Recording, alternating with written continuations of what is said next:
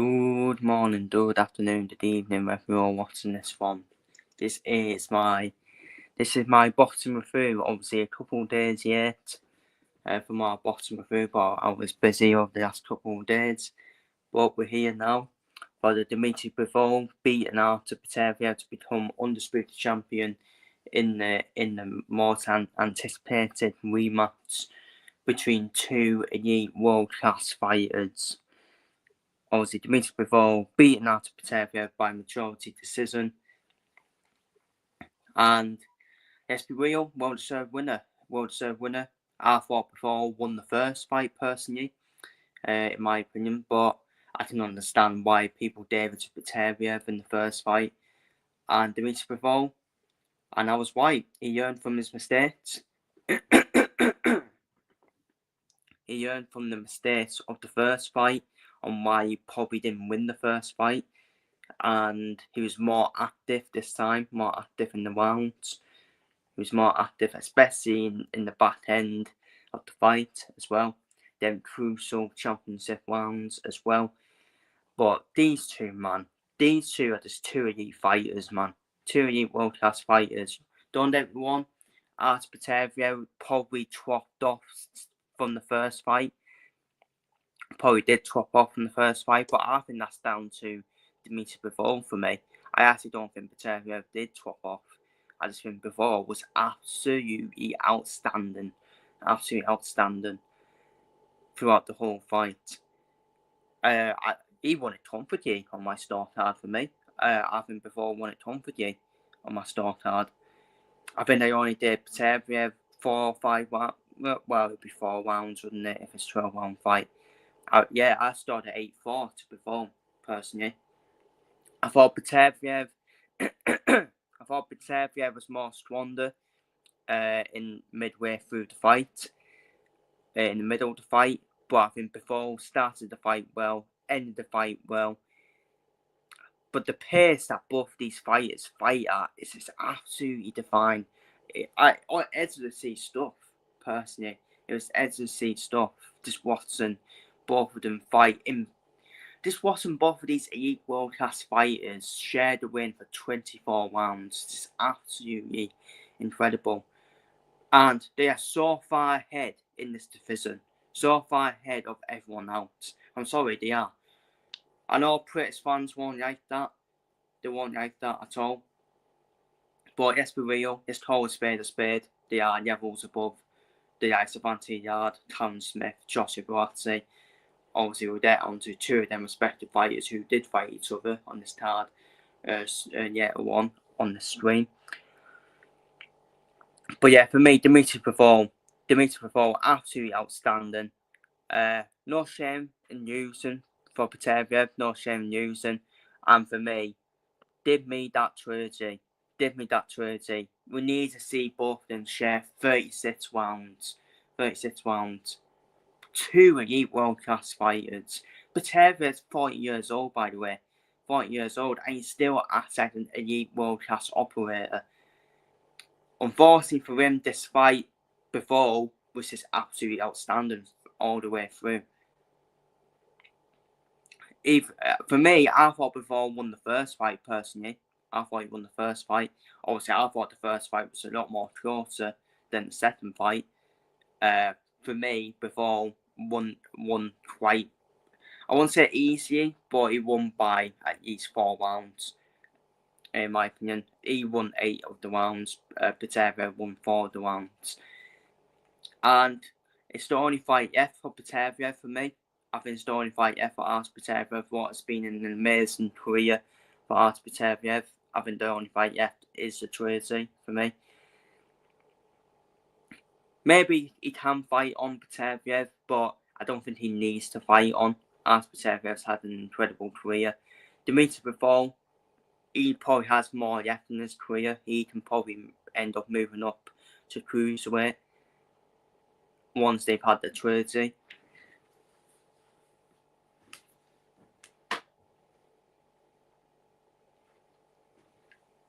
Once they've had the trilogy, and for me, it's the only fight to make next for me, the trilogy. And for me, it could end up being one of the greatest ever trilogies we've ever had in boxing. It really would. As much I thought the second fight was a clear Bivol winner, there was still a few competitive rounds where it's just so good to watch, man. So good to watch.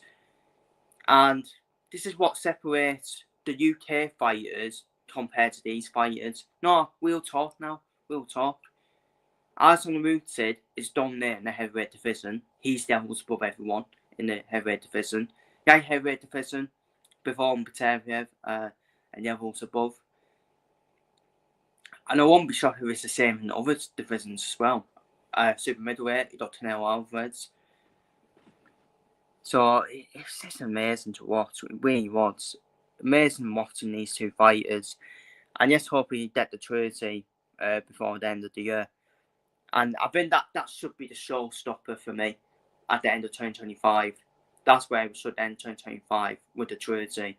For me, it just makes complete sense, in my opinion. And congratulations to Dmitry Bivol, undisputed champion. We've now had two undisputed champions at light heavyweight in Artur Beterbiev and Dmitry Bivol. And Bivol has beaten two undisputed fighters now in Artur Beterbiev and Canelo Alvarez. Obviously, the Canelo Alvarez one, Bivol obviously had that advantage. But let's be real, people didn't hear Dmitry Bivol going against Canelo Alvarez. They didn't know who Bivol was. But yeah, absolutely outstanding, man.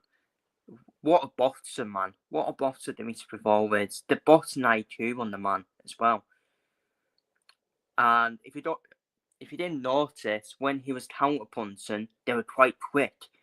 They were quick counterpunches as well, counterpunch combinations, which obviously pushed Beterbiev back. But this is why Beterbiev didn't have much joy in the second fight. Bivol knew what he needed to do. But we should still definitely get the trilogy for me because it is 1-1. It is 1-1 now. And I didn't. To be honest with you, even though I had Bivol win the first fight, even though I thought Bivol won the first fight, it was still a 7-5 either way, and I didn't argue with it.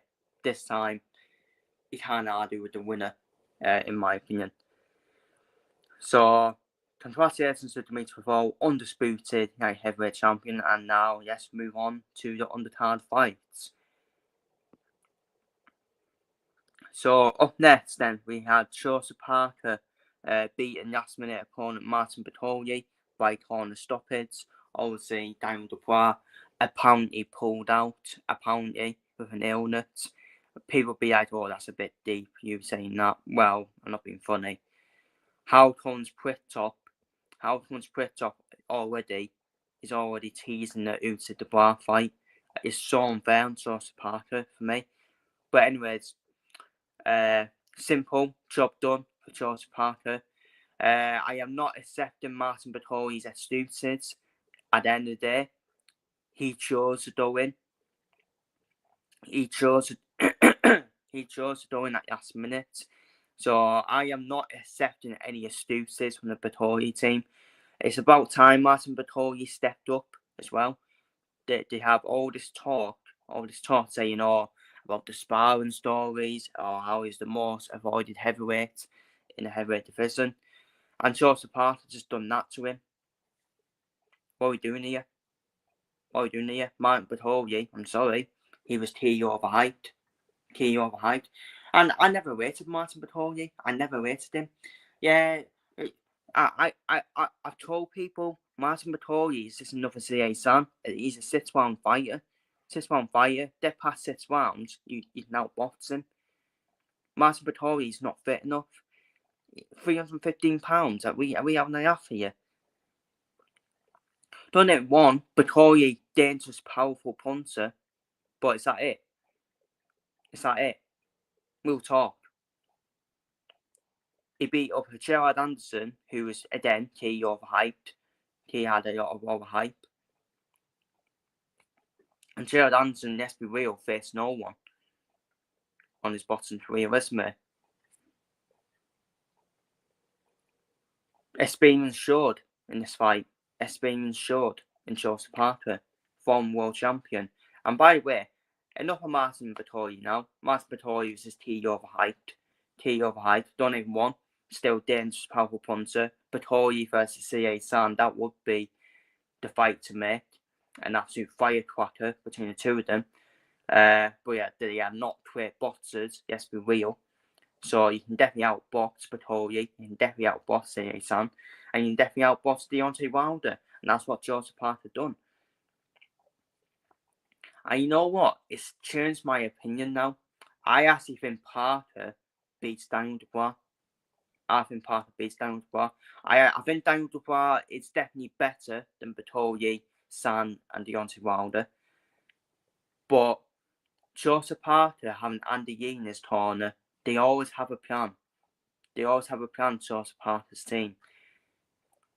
And then, people were doubting Parker in this fight against Vettori. I wasn't. I thought Parker would outbox him. And Joseph Parker has changed, hasn't he? He's now not a boxer. He can now KO people as well. He can now KO one. By the way, he's got power, Parker.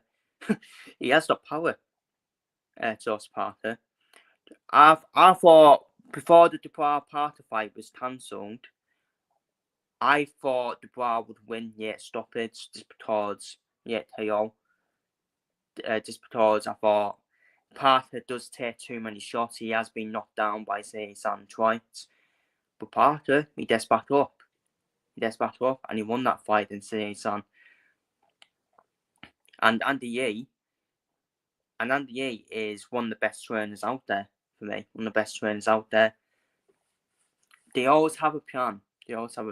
And I've completely changed my mind now. I think Parker beats Daniel Dubois. And that's the fight that should be made next. Parker should get that title shot now. Joseph Parker deserves a world title shot. He's beaten Vettori, he's beaten CA San, and he's beaten Deontay Wilder. As much as we all want to say, Deontay Wilder was finished. Well, so what? Parker still beat him, and people still predicted Wilder to win. So for me, the fight I would make next is Joseph Parker versus Daniel Dubois. We should still reschedule that fight for me. Parker deserves his world title shot, in my opinion. Martin Vettori versus CA San, because why not? That would be, by the way, that would be a combined £600 in the win. Mental. And Vettori versus CA San is a 6-round shootout. 6-round shootout to see. A 6-round shootout firecracker, that's what it is. I would probably favour Vettori, in that fight, than CA San. Because you can see now, CA San, we'll get onto him in a minute, he can be hurt to the body as well. So they're the fights I would make next, and that's my thoughts on Parker beating Martin Vettori by corner stoppage. And it just ended up being a bit of a waste of time, didn't it? Unfortunately, ended up being a bit of a waste of time. And it probably showed that Martin Vettori was a bit overhyped. So sorry, I'm not accepting the excuses from Martin Vettori. He accepted it. So, anyways, up next, Shakur Stevenson ended up defeating last-minute opponent Josh Paddy by corner stoppage. Roy Storefield obviously pulled out on fight week due to illness. Speedy recovery to him. I'm not sure I'd be able to Daniel Dubois illness personally. Even Roy Storefield's illness was a bit fishy, bit suspicious as well. There was a lot of carry on going on. Accusing Shakur Stevenson of poisoning him. Well, I don't know how, but Josh Paddy. For me, Josh Paddy deserved a payday for me. Defeated Turkey Alsay's favourite in my champion, of course, in the AJ Dubois card. And Josh Paddy, it was like a Rocky story, wasn't it? This last-minute opponent getting a world title shot as well. But rules were shown, unfortunately, for Paddy. Rules were shown. Shakur Stevenson, great boxing performance from him. Obviously, he does get criticised, Shakur Stevenson, for not getting his hands door more and stopping his opponents. And for me, I am getting sick of this now. Artur Stevenson is a boxer. He is a boxer at the end of the day. His style is to throw, is to hit, and not get hit. And he's very good. He's very good at it. He's very technical, skilled fighter, Artur Stevenson. And yeah, was just shown in this fight. Josh Paddy gave it a really good door. He was brave, he was pretty, gave it a good door. But Artur Stevenson, man, what a boxer, man. I can't believe he gets criticised. His punches are so accurate. He said he never misses. He never misses with his punches. They're so accurate. I can't remember a punch that he has missed, Artur Stevenson. Everything he lands, he hits, Artur Stevenson. So accurate as well. So still, so quick when he's thrown. By the way, when he's throwing his punches, he's so quick. Artur Stevenson when he throws his punches as well. So yeah, he's still, for me, definitely going to be one of the best pound-for-pound fighters in the world, in my opinion. I don't get the criticism. I can understand criticism, but I don't know what boxing fans want. They want the fighter to KO their opponent, and then once the fighter KO their opponent, once the fighter does knock out their opponent, they just say, "Oh, he's not good. The opponent was not good." Blah blah blah. You can't win. You can't win in boxing, unfortunately. You can't win. So I think the criticism of Artur Stevenson is unfair, in my opinion. At the end of the day, it's a winning formula. At the end of the day, so fair play to Josh Paddy, got a well-deserved paycheck, and the fight I would make next. Got to make that fight now. I think it's Artur Stevenson versus Davis. What a fight! A big American fight. It's a big fight in America as well. I would personally, I think Javante Davis is favourite for me. I would expect him to win that fight. And Artur Stevenson, as much as I do wait Artur Stevenson, but I think Javante Davis beats them all. Beats them all, in my opinion. So that's a big American fight. That fight should be made next, in my opinion. Javante Davis is fighting this weekend as well, in basically what is a 2-0 fight, in my opinion. Then my 2 levels above him, and we should make that fight next. And let's be honest, Turkey, I would say, will pay the money Tan Davis wants as well. So there's no excuse not to make that fight now, whether it's in Saudi or whether it's in America. I think they will want it in America, though. The Americans will want it over there.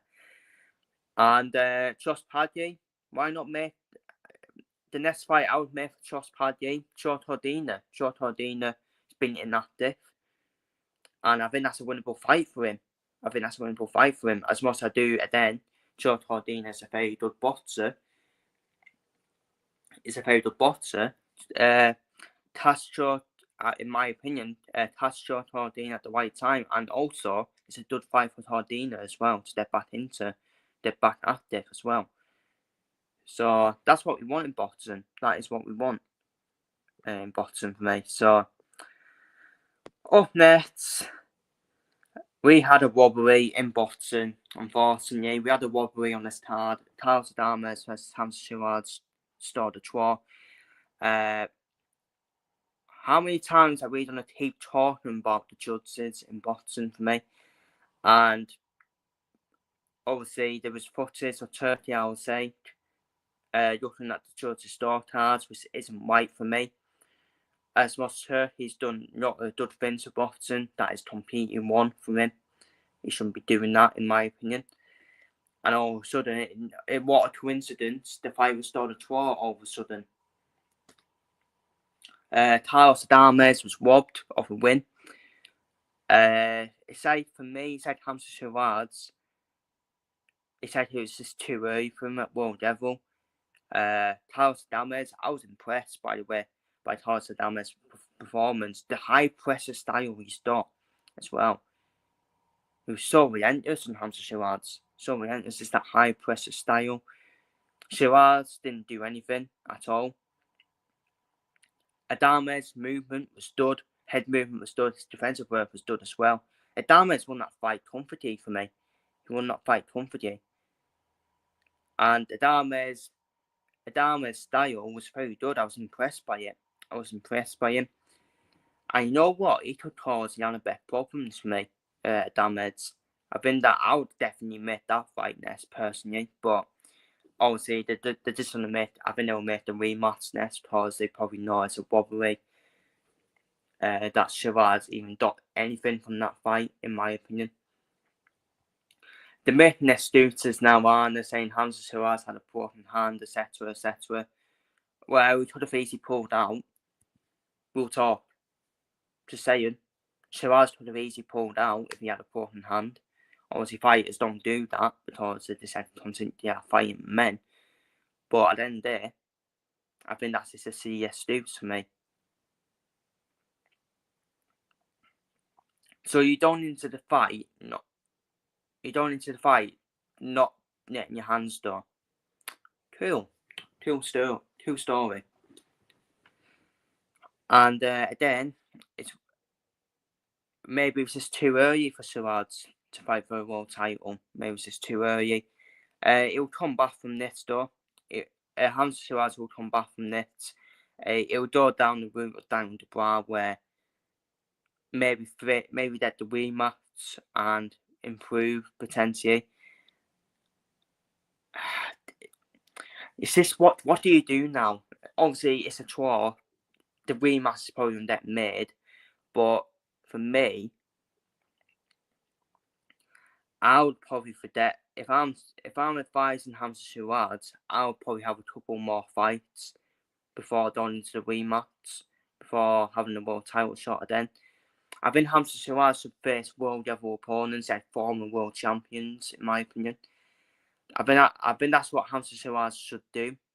I don't think he should go straight into the rematch for the world title. He should maybe face a couple of world level opponents, then go into the title shot again. Because at the end of the day, he's 25. He's 25 years old. 25 years old. Hamza Shiraz. Stop any time. It was just a bad night for him. It was a bad night, and he can learn from experience as well. I think the Dames should go straight into the Janabek unification, in my opinion. Because I was very impressed by the Dames. And I think his style will cause Janabek a few problems for me.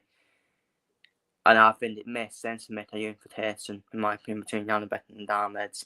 Because I've not been impressed by Janabek's opponents, in my opinion. Janabek should be doing that to his opponents, in my opinion. And isn't it funny that a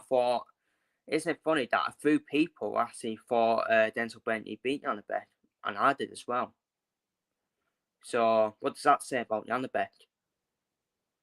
And Denzel Bentley got beat on Nathan Heaney. See what I mean about the middleweight division? It's actually not that good, is it? The middleweight division, I think.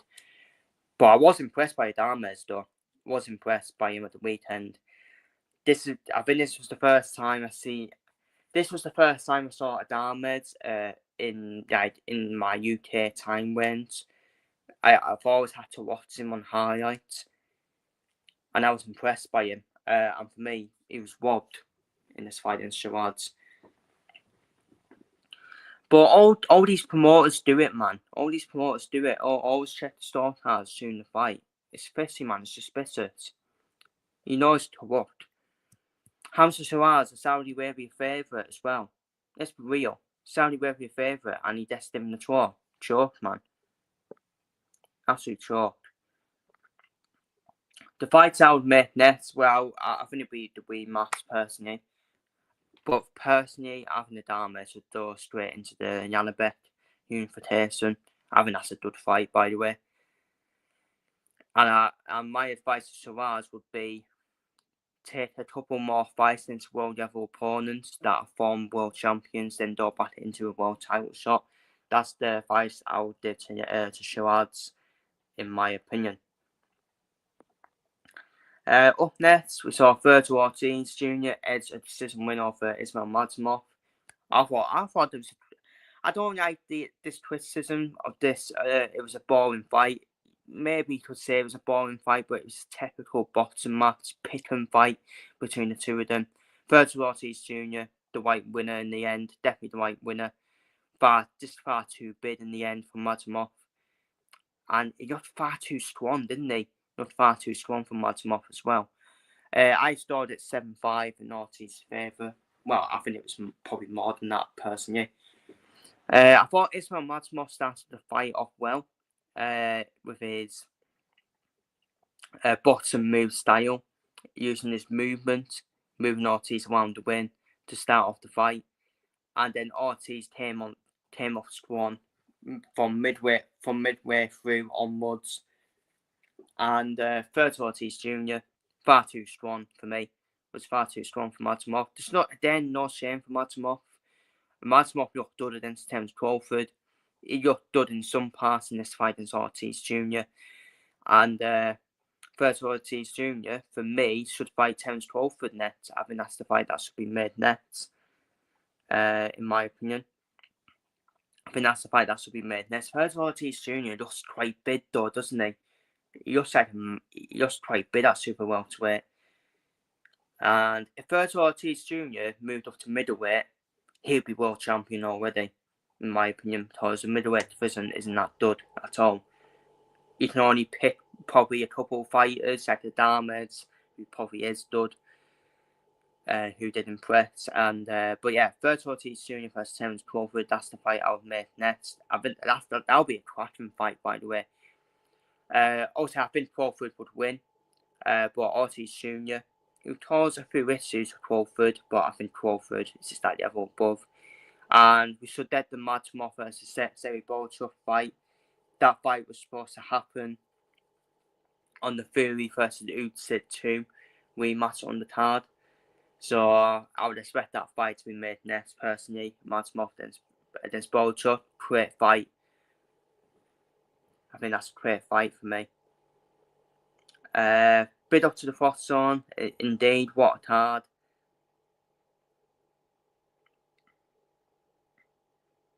Yeah, exactly. Ortiz Jr. I was just about to make that point. Ortiz Jr. with the high guard and cutting the win off like that was very difficult for Madrimov to set his feet and bid shots. So yeah, Madrimov was flat-footed in the end, especially early on. Even though I thought Madrimov did start the fight quite well, but that was because Ortiz Jr. just had a short start, and once he got his act together, that was it. That was it for me. And you probably see why Ortiz Jr. did beat Bolchuk on points, even though I thought Bolchuk won that fight. So for me, this is like a semi-final for me. I think this should be the semi-finals for me. And the winner of each fight should face each other for me. Well, I think Crawford beats Ortiz. And Crawford versus Bolchuk, that'll be an interesting fight. And maybe, obviously, I don't think we'll get a rematch between Ortiz and Madrimov, personally. So, but they're the fights I would make next, personally. Up next, then, Artur Cabriel climbs up the canvas to stop San. I think that he climbed up the canvas in round 5. And by the way, Cabriel was probably dominating that fight once he did get knocked down as well. But Cabriel stepped back up. Like I said about Martin Vettori, San is a 6-round fighter. Dastan pro now. Well, the Dastan pro now quite early on for San. After he did start the fight off, it started the first round well, San, but then Cabriel came into it probably after that. But as a Cabriel's style is a huge problem for a lot of heavyweights. His knuckleball style, once he gets in the inside, it's like a knuckleball, isn't it? It's like a knuckleball. And then body shots to stop San. Absolutely deadly. Absolutely deadly. And that was a blueprint on how to beat San. Just target the body. And outwork him as well. And for me, Artur Cabriel is the most avoided heavyweight in the heavyweight division, in my opinion. Not Martin Vettori, Artur Cabriel, in my opinion. He's a body man of the heavyweight division, trust me. And it's about time now. It's about time now that Artur gets his world title shot. Either that's a world title shot or that's a big fight against like an AJ or even a Tyson Fury. Because Tyson Fury ain't retired, let's be real. That's if Antitrust don't fight Tyson Fury. I think Tabiel should fight AJ. I don't think he'll get a title shot, unfortunately. I think Usyd's waiting for Daniel Dubois. So Tabiel might have to wait a bit longer. And to be honest with you, does Alexander Usyk need to fight on? Not for me. Not for me, in my opinion. I think Usyk should just now. Obviously, Usyk will still fight on. He's still in fight on, that's confirmed. But I think Usyk should just vacate all the world heavyweight titles. And then that gives Tabiel an opportunity to fight for a world title as well. And by the way, after Tabiel, he did beat David Tesoro years ago. So, yeah, it was. He just came into this heavyweight division quite unknown, going about his business as well. And if I was to predict what will happen, I actually think Usyk does fight Dubois. Personally, I think Usyk fights Dubois. I think Parker will fight Tabiel, and I think AJ will fight Fury. That's what I think will happen. And it's a real shame as well, because Parker versus Tabiel is not going to be for a world title in the next fight. I mean, how many fights do they have to wait for a fucking world title? Then a joke, man. But personally, I actually think it should be Usyk versus Tabiel and Dubois versus Parker. Dubois versus Parker should be rescheduled for me, because Pritt Top ain't being sneaky for me. We should not let him get away with it. Say, but Usyk Dubois, no. I think Tabiel deserves that fucking title shot at Usyk, personally. Dubois, it's not Parker's fault Dubois pulled out. So I think them two should fight each other, in my opinion. And Usyk should fight Tabiel. And AJ should fight Tyson Fury. Hee hee. Because AJ and Tyson Fury both lost the fights. It's told spade a spade.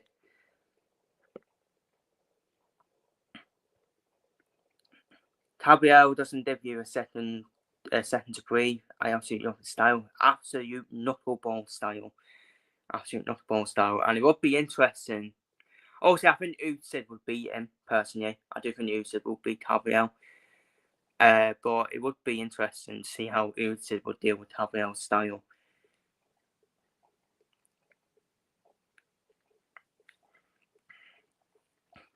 But yeah, that's my thoughts on that. And I think Seitan, what next for him? Put him in against Martin Vettori. Just because it's chaos. It'll be a chaos fight, Vettori versus Seitan, like I said earlier. £600 combining the win between Seitan and Martin Vettori. It's a 6-round shootout firecracker. Why not? Just make it. And on to the final fight then, which was one of the fights of the night. Callum Smith, and what a way to start the card it was as well. Callum Smith outpointing Shota Buatsi in an absolute barn burner between the two of them. Great fight as well. Really great fight. Both of them had their moments. As well. The white boxer won in Callum Smith. And look, I hold my hands up for doubting Callum Smith, because I didn't think Callum Smith had much yet. After the beating he took of Artur Beterbiev, I thought Buatsi would stop him, personally, just due to age as well. But it just shows to me Callum Smith is still a world-class operator. Showing that he's still a world-class operator as well. Them cuts from Callum Smith as well. Cuts from Callum Smith, cuts from Joshua Buatsi easy as well. the bodywork as well from Tam Smith, which won him the fight for me. And this is what I'm saying. This is why, probably for me, you shouldn't still doubt the Smith family for me. Obviously, we got Ian Smith coming up against Alan Matena. People might go for Alan Matena to win due to the age, and Alan Matena has the momentum. But at the end of the day, Tam Smith shown why he was a former world champion. And why he's still at world level. And we may see Ian Smith do that as well against Alan Matena as well, personally. And Chossi Boazzi, he'd be disappointed, personally. He would be disappointed. And he's probably found his level, Chossi Boazzi, where he's just not at world level, in my opinion.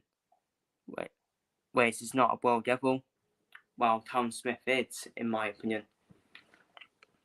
So the fights I would make next, personally, Tam Smith versus David Benavidez. Why not? I know Benavidez was winside for Beterbiev versus Bivol. I don't think that's right for Benavidez, personally. I don't think he should go straight into that fight, and I don't think that fight will happen anyways, because Turkey, I would say, wants the trilogy. And again, a semi-final. Why not make a semi-final? Tam Smith versus David Benavidez. It's a massive fight for Tam Smith. It's a big fight for Tam Smith. It's a world level fight between the two of them. David Benavidez is at world level for me. I think David Morrell is definitely up there as well. And we saw the job Benavidez did on Morrell as well. So I think Tam Smith versus David Benavidez is the fight to make next. It's a massive fight. It's a great fight as well. Oh, who would I favour? I would slightly favour Benavidez just. I think Benavidez is good at breaking you down. But I still think Tam Smith can still cause Benavidez problems for me. So I think that's the fight to make next. But I think I would probably favour Benavidez in that fight. And I think Chossi Boazzi is to fight Anthony Yarde. I don't know why Anthony Yarde's laughing at Chossi. I don't know why Anthony Yarde is having a diddle at Chossi Boazzi. Not being funny, Anthony Yarde. You haven't faced anyone since Artur Beterbiev defeat. We'll talk. Anthony Yarde's going to fight in Arthur, but for me, once Anthony Yarde beats Arthur, which is what we expect, you expect Anthony Yarde to fight Chossi Boazzi. We should still make that fight. I still think that's a great domestic UK fight for me. And I think Tam Smith should fight David Benavidez, in my opinion. So, but yeah, brilliant performance from Tam Smith, and Tam Smith has shut the doubters up, hasn't he? And Tam Smith has shown why he's still a former world champion. So I'm not leaving it there. Anyways, I am not leaving it there for my boxing review, but obviously the night beyond to Dmitry Bivol. Becoming Undisputed champion. Obviously, if you miss my thoughts on the main event, scroll back to the start of the stream. That's when I did talk about the main event. So the night belonged to him. And massive appreciation to everyone tuning in. And if you're watching this on playback, feel free to leave your thoughts down below in the comments on the whole the last 20 card. And I'll see you all for the next boxing video. Take care, stay safe, and see you later.